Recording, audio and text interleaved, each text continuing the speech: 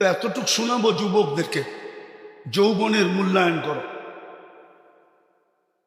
কেননা তোমার উপরে আল্লাহর বাজেট ব্যয় হইতেছে।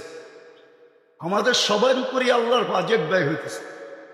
যতই ব্যক্তিত্ব দেখাই না কেন, যদি আল্লাহর কাছ থেকে পানির দামে অক্সিজেন কিনতে হতো, তাহলে ডেলি 16,500 টাকা বিল দিতে হতো, মাসে 4,95,000 টাকা বিল দিতে হতো।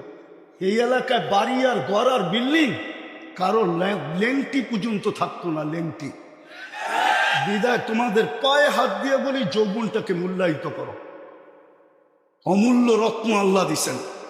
পুরুষকেও বলি পুরুষত্বের মূল্যায়ন করেন, মা বোনদেরকে বলি মাতৃত্বের মূল্যায়ন করেন। চলে যেতে হবে কালকে আল্লাহর কাছে। দুনিয়ায় কয়দিন, দুনিয়ার বাহাদুরি কয়দিন, হাতে আসে যতদিন, বা আপনি বেঁচে আসেন যতদিন। নাইলে অতীতেই তো দেখতাম তেল মারতে মারতে মারতে মিডিয়ালারা তেলের দাম বাড়ায় দিছিল। বিনা তেলে কিভাবে পাকাইতে হয় এটা পত্রিকায় লিখতে শুরু করছে। আজকেও দেখতেছি স্বৈরাচার বলতে বলতে গলা শুকায় ফেলতেছে, মাঝে মাঝে শুকায় আবার পানিও খায়। তো চিত্র তো দেখতেছি আমাদের চোখেই। দুনিয়ায় কতক্ষণ আমি বেঁচে আছি, যতক্ষণ, অথবা আমার কাছে আছে যতক্ষণ। যেদিন থাকবে না, আমিও থাকবো না, আমার কাছেও থাকবে না।